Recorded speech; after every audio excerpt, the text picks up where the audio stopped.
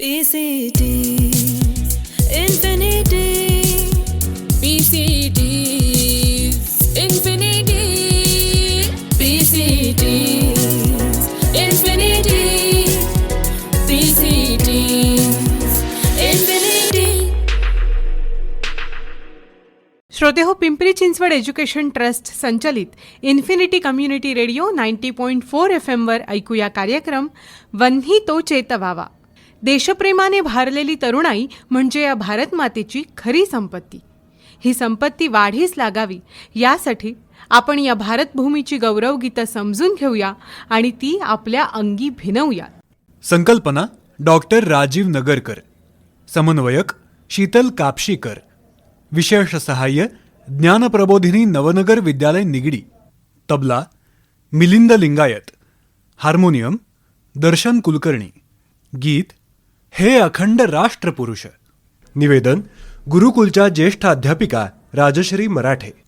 गायन ज्ञानप्रबोधिनी नवनगर विद्यालय निगडीचे विद्यार्थी. ऐकूया गीत हे अखंड राष्ट्रपुरुष.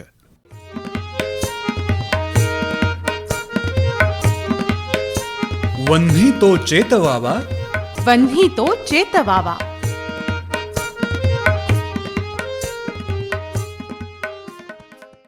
नमस्कार. आज आपण हे अखंड राष्ट्रपुरुष या गीताचा अर्थ उलगडून पाहणार आहोत. हे गीत 2-2 ओळींच्या कडव्यांचे आहे आणि अशी 8 कडवी यात आहेत. अखंड म्हणजे न विभागलेला राष्ट्रपुरुष. या अखंड राष्ट्रपुरुषाला उद्देशून हे गीत आहे. या गीतातून या राष्ट्रपुरुषाचे विराट स्वरूप शब्दबद्ध केले आहे, तसेच त्याचे गुणवर्णन केले आहे. हे अमूर्त आहे. राष्ट्र या शब्दाची एक आधुनिक राजकीय संकल्पना स्पष्ट करताना आपण असं म्हणूया की आपल्या ऐतिहासिक आणि सांस्कृतिक परंपरांचं भान ठेवून त्या परंपरांचं सातत्य राजकीय दृष्टीने म्हणजे राज्याच्या चौकटीत टिकवून ठेवणारा आणि विशिष्ट भौगोलिक प्रदेशनिष्ठा मनात बाळगणारा लोकसमूह किंवा समाज म्हणजे राष्ट्र असे म्हणता येईल. पुरुष म्हणजे इथे लिंगाधारित नाही, तर पराक्रम जे जे करतात, तत्वयुक्त आचरण ज्यांचे आहे, शुद्ध निर्लिप्त भावनेने जे कार्यकृती करतात त्यांना पुरुष म्हणले जाते आणि यात स्त्रियाही येतात.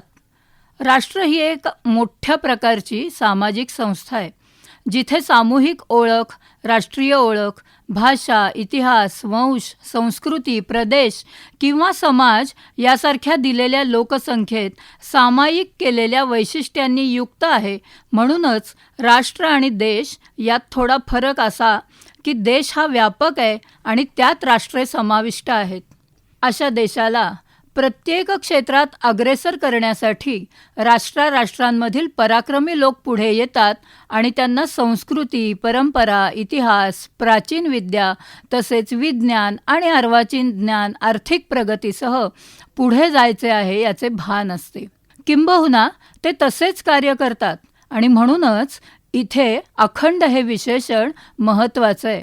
आपली सगळी राष्ट्र म्हणजे राज्य जरी भिन्न दिसत असली तरी ती एकरूप आहेत, एकाच ध्येयानं प्रेरित आहेत. हा ध्यास केवळ आणि केवळ अखंड राष्ट्रपुरुषांना असतो.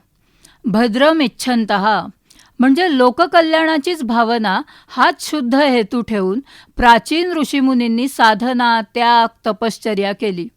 खरं तर भारत देशाचा उदयच यातून झाला. भारत राष्ट्र आपल्या सुरुवातीपासूनच अज्ञानाचा अंधकार नष्ट करून ज्ञानाचा प्रकाश विश्वात प्रसारित करण्यासाठी कटिबद्ध आहे. असा भारत अनेक राष्ट्रे मिळून एकत्र आहे. अशा या जगतास मार्गदर्शक असणाऱ्या ठरलेल्या राष्ट्रपुरुषास की जो अनंत आणि महापराक्रमी आहे, राष्ट्रनिर्माता आहे. कवी म्हणतो, तुझी अतुलनीय शक्ती आणि सामर्थ्य महानतेपर्यंत जाण्याचे प्रयत्न करण्याची प्रेरणा देते आणि आपल्या प्रगतीचा मार्ग उजळून टाकतो. हे भारतवर्षातील संपूर्ण लोक जे कोटी कोटी आहेत ते कोटी कोटी कंठाने तुला वंदन करतात. अरे भव्य आणि दिव्य तुझे अस्तित्व, अद्वितीय आणि अतुलनीय पराक्रमी राष्ट्रपुरुषा, तुझी उपस्थिती आम्हाला सर्वत्र जाणवते.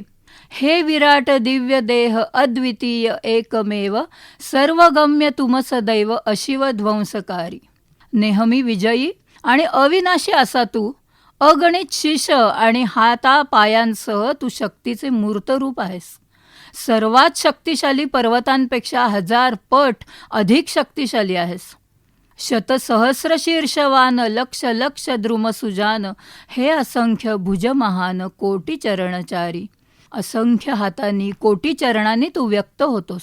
हे राष्ट्रपुरुषा, तू राष्ट्र, वेशभूषा आणि अंतःकरणात एकरूप करतोस.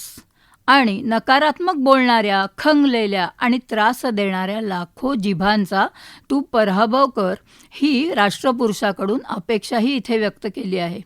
एकूणच हे गीत वाचताना आणि ऐकताना असं लक्षात येतं की संस्कृत प्रचूर भाषेमध्ये या भावना व्यक्त झाल्या आहेत. हिंदू धर्मातील एखाद्या पूज्य व्यक्तीला किंवा देवस्वरूप झालेल्या व्यक्तीला हे कार्य समर्पित आहे. हे प्रबुद्ध प्राणवंत, मरणभयविहीन संत, तू प्रफुल्ल चिरवसंत तरुणवन विहारी. हे आत्मज्ञानी, मरणाला निर्भय, साधुस्वरूप राष्ट्रपुरुषा, तू सदैव तरुण आहेस. जंगलात राहणारा तू आणि तू बुद्धीचा खजिना आहेस. हे वर्णन वाचताना जरी अमूर्त राष्ट्रपुरुषाला उद्देशून असले तरी आपल्या डोळ्यासमोर असे आत्मज्ञानी, निर्भयी, साधुस्वरूपी, तारुण्याने मुसमुसलेले, बुद्धीचा अमर्याद साठा असणारे असे अनेक राष्ट्रपुरुष जे प्रत्यक्षात होऊन गेले आणि ज्यांनी ज्यांनी राष्ट्रप्रेमाची चेतना जागवली, तर जनमानसात आपल्या प्रतिभेने प्राण भरले, त्या त्या राष्ट्रपुरुषांनी वेळ आली तेव्हा जन्म घेतला. गीतेमधील वचन त्याचीच तर प्रचिती देते. यदा यदा हि धर्मस्य ग्लानिर्भवति भारत, अभ्युत्थानमधर्मस्य तदात्मानं सृजाम्यहम्. प्रत्यक्ष प्रभू श्रीरामांच्या अवतारापासून ही राष्ट्रपुरुषांची परंपरा चालू होते. आर्य चाणक्य, सम्राट चंद्रगुप्त ही त्या त्या काळातील राष्ट्रपुरुषांची नावे आहेत. मुस्लिम आक्रमकांना भयभीत करून सोडणारे समर्थ रामदास स्वामी, छत्रपती शिवराय, महाराणा प्रताप, झाशीची राणी लक्ष्मीबाई, अहिल्यादेवीबाई होळकर, छत्रपती शाहू महाराज, राष्ट्रद्रष्टे विवेकानंद, स्वातंत्र्यवीर सावरकर, नेताजी सुभाषचंद्र बोस, आपल्या धारदार बुद्धीचा उपयोग स्वराज्य मिळवण्यासाठी करणारे, इंग्रजांना ठणकावून सांगणारे, सळो की पळो करणारे लोकमान्य बाळ गंगाधर टिळक, ही आणि यात अनेक भर पडेल अशी अनेकांची नावं, अनेकांची मांदियाळी आपल्या भारतात जन्मली आहेत. ती सगळी नररत्नांची खाण आहे. प्रत्येक राज्यात, राष्ट्रात अशी लोकोत्तर माणसं जन्माला आली आणि म्हणूनच भारत आलेल्या आव्हानांना, संकटांना तोंड देणारा आहे. हे सगळे असे राष्ट्रपुरुष, पुराणपुरुष आहेत, संस्कृती संवर्धक आहेत. तुझा निवास 7 समुद्रापार सुद्धा आहे. भरतखंडाचा तू मानबिंदू आहेस. हिमालयाचा मुकुट धारण केलेला तू म्लेच्छ शत्रूंचे दमन करणारा आहेस. हा अर्थ पाहत असताना मम अजेय विश्वभूप तव हिमाद्री मुकुटरूप, रत्नहार कल अनुप गंग यमुनवारी. हे राष्ट्रपुरुषा, तुझी अजिंक्य शक्ती हिमालयासारखी रत्नांनी सजलेली आहे हे आम्हाला जाणवते. गंगा आणि यमुना या नद्या तुझे अलंकार आहेत. तुझा महिमा अपरंपार आहे. युगानुयुगे तुम्ही शांत आणि शांत राहता. तुझे वैश्विक नृत्य मंद वाऱ्यासारखं आहे. तुझं सौंदर्य मोहक आहे. हा सगळा अर्थ पाहताना माननीय अटल बिहारींचे एक गद्य काव्य आपल्याला इथे स्मरण केल्याशिवाय पुढे जाता येणार नाही. ते म्हणजे भारत जमीन का टुकड़ा नहीं, जीता जागता राष्ट्रपुरुष है. हिमालय इसका मस्तक है, गौरीशंकर शिखा है, कश्मीर किरीट है, पंजाब और विशाल 2 कंधे है. असं भारत मातेचं वर्णन, गौरव, अभिमान, कर्तृत्व हे सारं या उतार्यामध्ये सामावलेलं आहे. जगायचं कशासाठी? तर फक्त आणि फक्त भारत मातेसाठी. बीत चले युग युगांत, किंतु तुम प्रसुप्त शांत, बन कराल हो कृतांत, कठीण नृत्यकारी. शेवटी कवी राष्ट्रपुरुषाला आवाहन करीत आहे की जागृता, महान जागृता, असुरांचा उग्र आवाज, संगीत ऐका. तुझी ज्वलंत नजर विजांच्या गडगडाटासारखी आहे. तुझे पराक्रमी बाहू सर्पाची शेपटी धरून आहेत. इतका पराक्रमी तू आहेस. आपले राष्ट्र सुरक्षित ठेवण्यासाठी तू सदैव डोळे उघडून त्रास देणाऱ्यांवर आग ओकत राहा. भुजंग धारण करणारा तू, तुला शत्रू सदैव घाबरतो. अशा राष्ट्रपुरुषाची महती असलेले वर्णन केलेले पद्य आता आपण ऐकूया. हे अखंड राष्ट्रपुरुष अमित शक्तिधारी, कोटी कोटी कंठ करे वंदना तुम्हारी.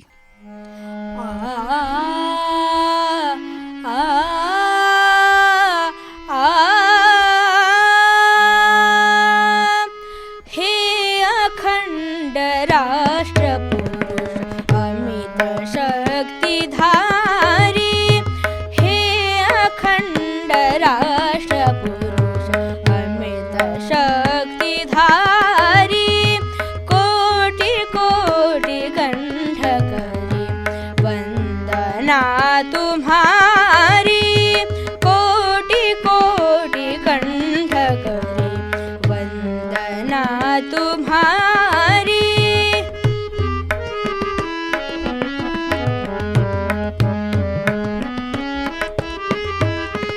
हे विराट दिव्य देह अद्वितीय एकमेव सर्वगम्य तुम सदैव अशिव ध्वंसकारी, हे अखंड राष्ट्रपुरुष अमित शक्तिधारी, कोटी कोटी कंठ करी वंदना तुम्हारी.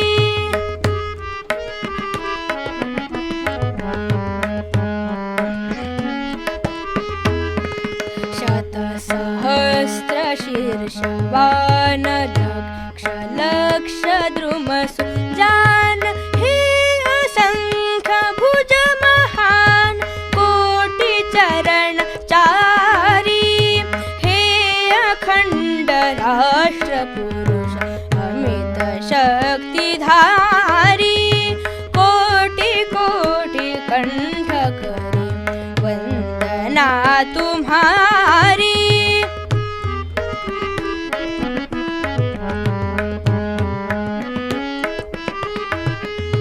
एक देश एक वेश एक हृदय तव विशेष, कोटी कोटी दिवशेष द्वेष क्लेश हारी, हे अखंड राष्ट्रपुरुष अमित शक्तिधारी, कोटी कोटी कंठ करी वंदना तुम्हारी.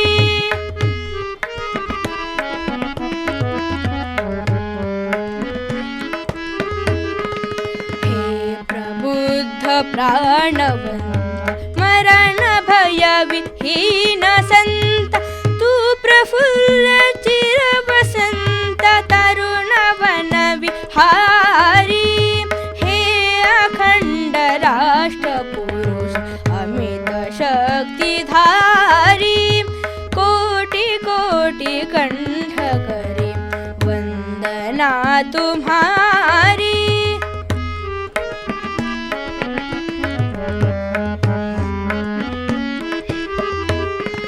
तुम पुराण पुरुष हिंदू तव निकेत सप्त सिंधु, भरत खंड मान बिंदु म्लेच्छ दमनकारी, हे अखंड राष्ट्रपुरुष अमित शक्तिधारी, कोटी कोटी कंठ करी वंदना तुम्हारी.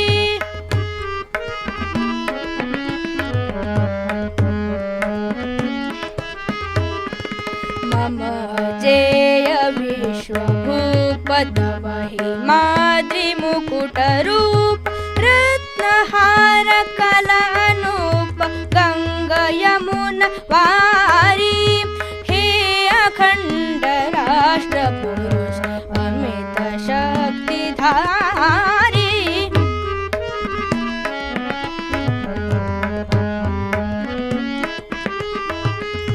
बीत चली युग युगांत, किंतु तुम प्रसुप्त शांत बन कराल हे कृतांत, कठीण नृत्य कारी, हे अखंड राष्ट्रपुरुष अमित शक्तिधारी, कोटी कोटी कंठ करी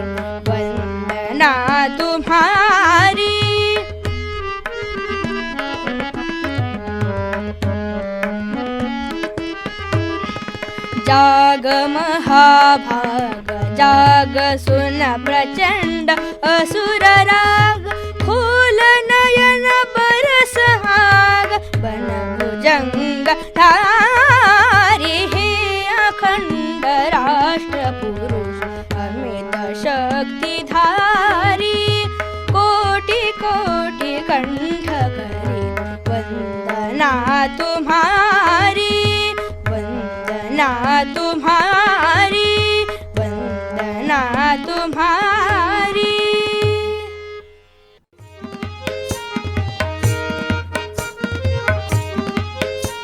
वन्ही तो चेतवावा वन्ही तो चेतवावा